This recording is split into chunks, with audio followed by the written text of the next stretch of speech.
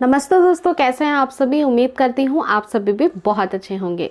दोस्तों, इस वीडियो में मैं आपको ये बताने वाली हूँ कि काफ़ी सारी महिलाओं के साथ ऐसा होता है कि उनका गर्भ रुक जाता है। ओवुलेशन के दौरान वो संबंध में रहती हैं, उसके बाद उनका इम्प्लांटेशन भी सफलतापूर्वक हो जाता है, लेकिन फिर पीरियड्स आ जाते हैं और पीरियड्स भी हर बार की तरह नहीं होता है।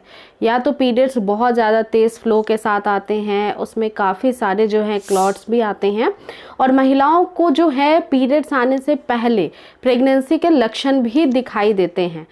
इस वक्त महिलाएं चिंता तो करती हैं कि मेरे साथ ऐसा क्यों हो रहा है, और मेरे पास मोस्टली बहुत सारे ऐसे कमेंट भी आते हैं कि मुझे पीरियड से पहले प्रेगनेंसी के लक्षण दिखाई देते थे, इस बार भी दिए थे, लेकिन मुझे पीरियड्स आ गया। तो आज मैं आपको काफ़ी सरलता से कुछ ऐसे डिफ्रेंशिएशन बताऊंगी, कुछ ऐसे अंतर जो खुद से घर बैठे आप कर सकती हैं। आपको पता लग जाएगा कि गर्भ रुका था या फिर पीरियड्स आया तो आया क्यों, और साथ ही साथ फ्रेंड्स कि आपको जो पीरियड शुरू हुआ है वो नॉर्मल पीरियड्स है या फिर मिसकैरेज का पीरियड है। ठीक है, तो अगर आप इन 3 बातों को आसानी से समझ जाएंगे तो घर बैठे फिर आप आराम से इन बातों को देख करके फिर प्रेगनेंसी प्लान करेंगे। बाय द वे, मैं आपको बता दूं कि अगर गर्भ खराब हो जाता है किसी भी वजह से, आपका इम्प्लांटेशन होने के बाद अगर गर्भ खराब होता है तो वो शरीर कुछ ऐसे अपने आप से संरचना करती है, जैसे मान लीजिए कि आपका गर्भ जो है वो सुरक्षित जगह पे नहीं रुका, या फिर जो गर्भ रुकता है, जो बच्चा होता है, उसकी जो क्रोमोसोम होती है, उसकी संख्या जो होती है वो पेयर में होती है, अगर वो एबनॉर्मल है, या फिर बाय द वे कोई भी रीज़न हो सकता है जिसके कारण जो है गर्भ रुका हुआ भी खराब हो जाता है कई बार।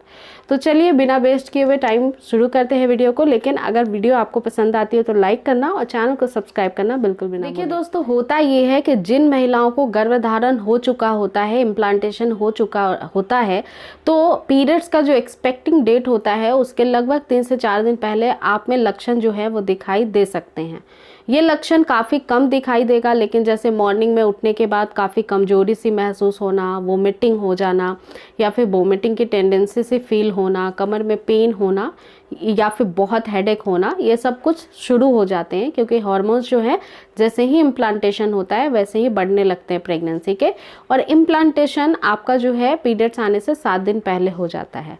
अब दूसरी बात दोस्तों कि अगर मान लीजिए कि आपका गर्भ रुका है और फिर आपको पीरियड्स शुरू हुआ है, यानी गर्भ रुका हुआ खराब हुआ है, तो गर्भ नॉर्मली जैसा आपका जो पीरियड्स आता था, गर्भ रुका हुआ अगर खराब होता है तो आपका जो पीरियड्स हर बार आता था वैसा इस बार नहीं आएगा, बहुत हैवी फ्लो आएगा।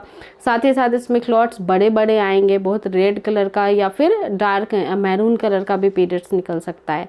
और ये जब आपको निकलेगा तो फ्लो तो अधिक होगा ही, इस समय आपको बुखार जैसा फील हो सकता है, कमर में दर्द ज़्यादा महसूस होने लगेगा।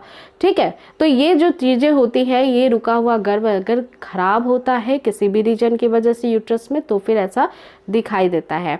दूसरी बात आपको बताती हूँ कि अगर मान लीजिए कि आपका नॉर्मल पीरियड, तो आपको पता है कि कैसा आता है हर बार, क्योंकि आपका शरीर आपको पता है कि आपको पीरियड्स कितने दिन आते हैं, किस तरह का फ्लो होता है। लेकिन अगर गर्भ रुक जाता है, और रुका हुआ गर्भ के दौरान आपने इम्प्लांटेशन ब्लीडिंग के बारे में भी सुना होगा कि जब गर्भ रुकता है तो उसके कारण भी एक स्पॉटिंग होती है, एक दाग धब्बा जो है वो आपकी पैंटी लाइनर पे दिखाई दे सकता है। तो इसमें भी बहुत डाउट और कंफ्यूज हो जाती है महिलाएं।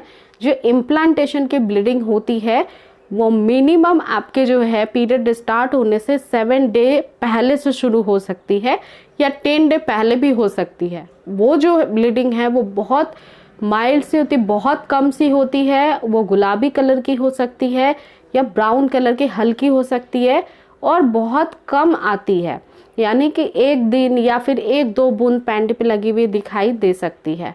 उसके बाद आपको लक्षण भी शुरू हो जाते हैं दिखाई देना। इसके साथ ही फ्रेंड्स, यदि गर्भ खराब होता है तो बहुत कमजोरी आती है, ब्लीडिंग के साथ बहुत कमजोरी आपको शुरू हो जाएगी।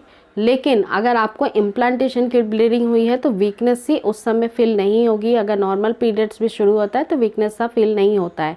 वो तब होता है जब पीरियड्स मिस हो जाते हैं, कुछ हफ्ते की गर्भावस्था आपकी हो जाती है, फिर कमजोरी बहुत ज़्यादा फील होने लगती है। स्टार्टिंग में पहले कमजोरी फील नहीं होती है, स्टार्टिंग में पहले बॉडी में पेन होना, हेडेक होना, यूरिन का फ्लो बढ़ जाना, इसके साथ ही आपको वोमिटिंग की टेंडेंसी होना, मूड चिड़चिड़ा होना, नोज़िया की प्रॉब्लम होना, ये सारी प्रॉब्लम पहले इनिशियल स्टेज पे शुरू होती है, फिर बाद में जा कर के बड़े बड़े प्रॉब्लम्स शुरू हो जाते हैं, जैसे निपल में, ब्रेस्ट में चेंजेस होने लगते हैं, ठीक है, आपको बहुत वीकनेस सी फील होने लगती है।